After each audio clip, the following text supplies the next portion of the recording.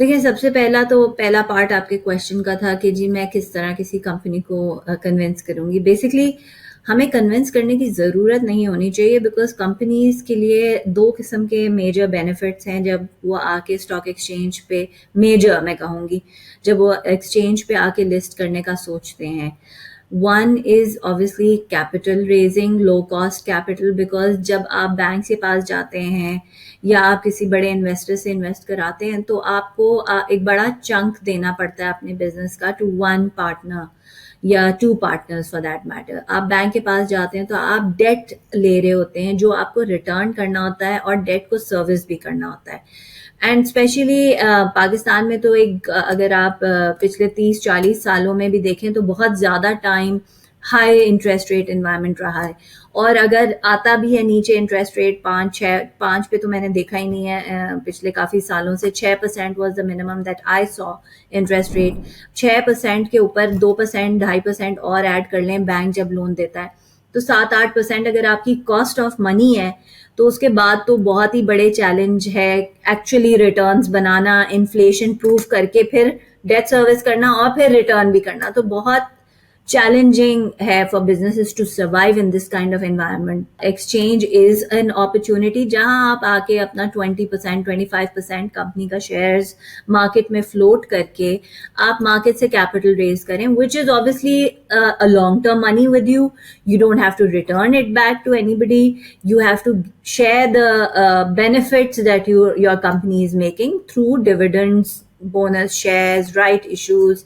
آپ ایک second round of funding بھی کر سکتے ہیں, 2-3-4 دفعہ اپنے مختلف ٹائموں پہ رائٹ ایشوز فردر وہ کرتے ہیں, یا second round of funding capital raising کر سکتے ہیں. سو جہاں آپ کو بینکنگ سروسز کی ضرورت ہے ڈیفینیٹلی آپ کو کیپٹل مارکیٹ کا بینیفٹ لینا چاہیے ایک کمپنی کو. سو یہ تو ہو گیا آپ کا like hard core quantitative benefit. جو دوسرے بینیفٹس ہیں اس میں ایک پلیتھورا آف بینیفٹس میں کہوں گی ہیں جو کہ مور کوالٹیٹیو ہیں. For a company to be able to negotiate, آپ کے چاہے وہ ایکسپورٹرز ہوں، چاہے آپ کے فردر انویسٹرز ہوں جو آپ کی کمپنی میں آپ کو اسسٹ کر رہے ہوں، جو آپ کے جس سے آپ کی ڈیلنگز ہوتی ہیں، اسٹیک ہولڈرز ہوں local as well as international. جب آپ ان سے بیٹھ کے نیگوسیشن ٹیبل پہ بات کر رہے ہوتے ہیں تو اور آپ کی ایک لسٹڈ کمپنی ہے تو آپ کے پاس ایک نیگوسیشن پاور آ جاتی ہے، آپ کی ایک ویلیو ہوتی ہے جو کہ ناٹ اونلی آپ کی کمپنی کی بکس میں ویزیبل ہے، وہ ایک اسٹاک ایکسچینج کی اسکرین پہ ویزیبل ہے، وہ بلومبرگ پہ ویزیبل ہے، وہ رائٹرز پہ visible ہے. You name it and your company's price and activity and transparency is there. It helps you because جو listed companies ہوتی ہیں وہ قدرے کم رسکی کنسیڈر کی جاتی ہیں، چاہے وہ بینکس کے ساتھ آپ کام کر رہے ہو یا مختلف اور اینٹیز کے ساتھ. اور انٹرنیشنل مارکیٹ میں تو ڈیفینیٹلی بیکاز اگر ایک کمپنی لسٹڈ ہے اس پہ کمپیریٹیولی زیادہ کانفیڈنس ہوتا ہے، فارن بائرز ہوں، انویسٹرز ہوں، ایکسپورٹرز ہوں. پھر ایک اور بینیفٹ ہے ہیومن ریسورس اٹریکشن کے پرسپیکٹو سے. جب آپ مارکیٹ میں جاب اوپننگز ہوتی ہیں تو اسٹوڈنٹس جو نکل کے آتے ہیں یا باہر سے واپس آ رہے ہوتے ہیں پڑھ کے، وہ ایک پرائڈ فیل کرتے ہیں ایک لسٹڈ کمپنی کے ساتھ کام کرتے ہوئے. آپ اپنے امپلائیز کو بینیفٹ بھی دے سکتے ہیں as a good HR practice by giving them your company shares as bonus or as part of the remuneration جس کی پرائس ان کو ویزیبل ہے. So employee share options are very easy.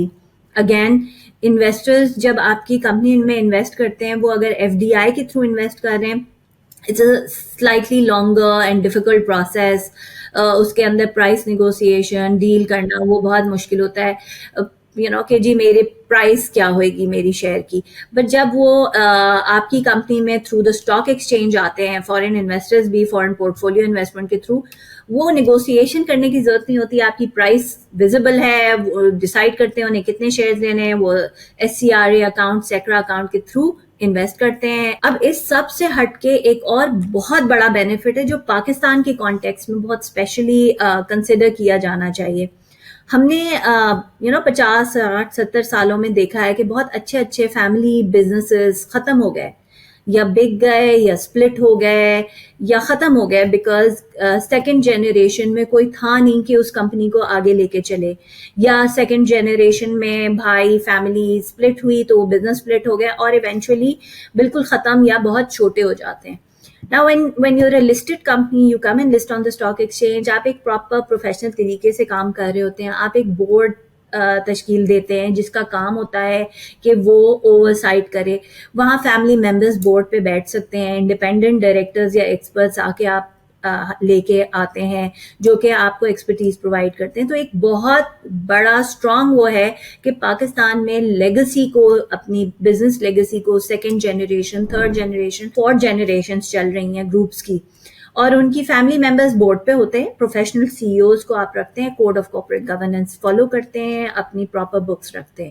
So I think this is a very very important aspect جو کہ پاکستان جیسے ملک میں جہاں 80 to 90% family businesses ہیں, ان کے لیے ایک بہت امپورٹنٹ ایسپیکٹ ہے, مد نظر رکھنے کی ضرورت ہے کہ لسٹنگ آپ کو یہ بینیفٹ بھی دے سکتی ہے کہ آپ کی بزنس کو سیکنڈ تھرڈ جنریشن میں سیملیسلی آپ